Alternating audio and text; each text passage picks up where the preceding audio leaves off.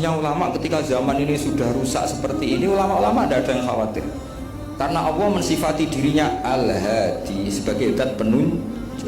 Coba kita sudah tidak ditungguin Nabi, nggak ditungguin wali, nggak ditungguin orang-orang soleh dulu. Tapi agama itu ya jalan sampai sekarang.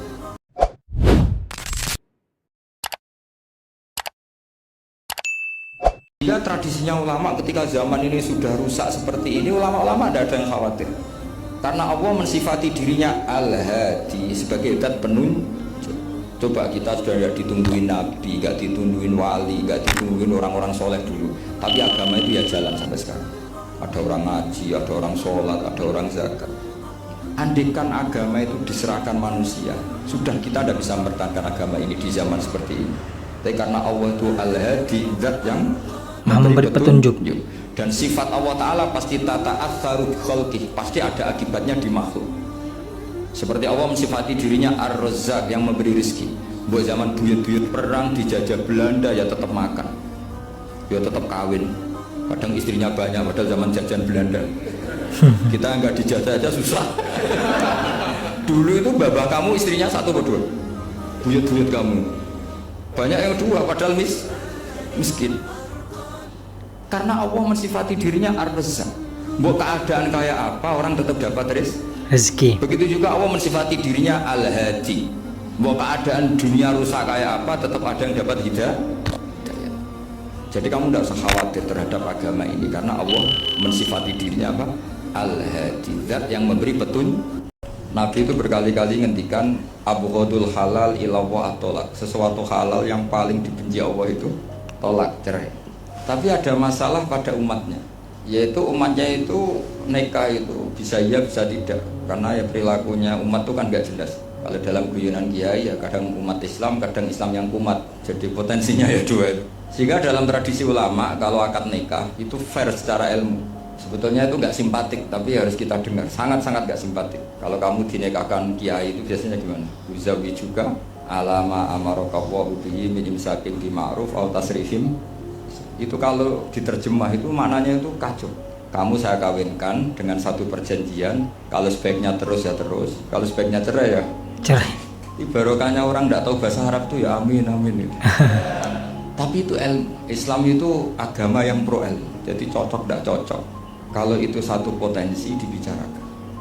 Orang lain mau menjatuhkan Anda itu lewat menfitnah, lewat medsos atau menfitnah atau mencibir. Itu nunggu diterima orang lain. Tapi kalau kita menjatuhkan diri kita sendiri, kowe udono langsung dianggap rawaras. Orang lain mau bunuh Anda, nunggu nyantet, nunggu bacok ini. Tapi kalau kamu sendiri yang jelek, bunuh diri, selesai.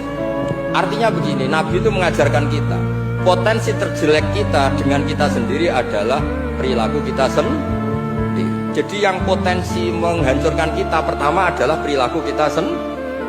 A'udzubika min syarri ma. Dan ini menjadikan pelajaran bagi kita. Hubungan kita dengan Allah adalah beristiadah supaya kita terjaga dari jelek kita sendiri. Karena kalau Anda istiadah dari jelek orang lain, berarti Anda sudah nuduh orang lain dan menganggap potensi orang lain itu menghancurkan Anda. Itu sudah bagian dari suud.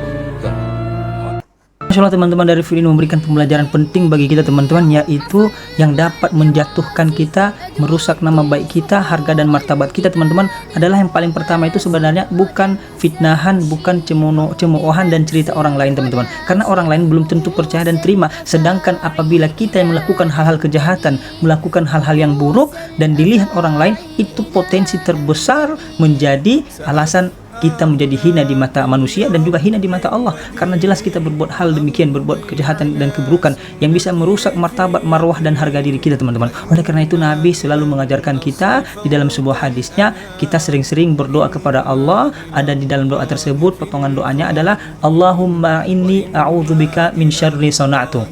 Ya Allah, sesungguhnya aku berlindung kepadamu dari perbuatan kejahatan buruk yang aku lakukan. Mudah-mudahan kita terhindar dari hal-hal kejahatan atau perbuatan-perbuatan buruk yang dilarang oleh Allah Subhanahu wa taala. Amin ya rabbal alamin. Jadi kata Rasul, hal yang paling aku takutkan dari umatku adalah bukan umatku ini tidak punya harta. Tapi justru sebaliknya, ketika dibuka pintu-pintu dunia pada mereka, lalu kemudian mereka berlomba-lomba untuk mengejarnya, sehingga mereka jadi hancur sebagaimana orang-orang dulu mengejarnya. Artinya dalam sejarah nggak pernah ada peradaban yang bisa bertahan ketika harta atau ketika kemewahan dunia atau hedonisme itu jadi tujuan mereka, nggak pernah ada. Jadi kata Rasul, hal yang paling aku takutkan dari Makanya saya pernah cerita ini sampai kiai itu nangis. Orang tuh kalau kiai kampung itu pendiri masjid kadang dikholi. Kalau sudah kiai top itu bisa aja disangoni pakai uang kotak masjid kata saya itu. Ini bukan nyindir, bukan, supaya orang tuh ngerti lah. Jadi memang dulu Nabi itu penghormatannya sama orang yang melakukan fardhu ain itu luar biasa. Uwais Al-Qarni itu tetangganya sudah dosowan Nabi. Uwais Al-Qarni itu belum, karena ibunya itu egoisnya minta ampun, nggak mau ditinggal, kemana-mana minta digendong. Tapi Nabi malah ngendikan khairul qurun Uwais Al-Qarni, orang terbaik tabi'in itu Uwais Al-Qarni. Umar kalau kamu ketemu minta, karena dia fanatik mengelola fardhu apa? Ain. Hormat kepada Saya orang tua. mohon sama alumni UII kalau sudah di rumah di mana-mana itu nggak usah merasa kalah keren sama Pak Fathul Wahid karena jadi rektor. Dan Pak Fathul Wahid di sini itu ya rektor, terus ya banyak yang melayani, meskipun dia sopan katanya pelayan, tapi yang melayani bawahnya nggak pernah nyupir sendiri, tetap nggak pernah nyupir sendiri, ya nggak pernah buka pintu sendiri, tetap dilayani.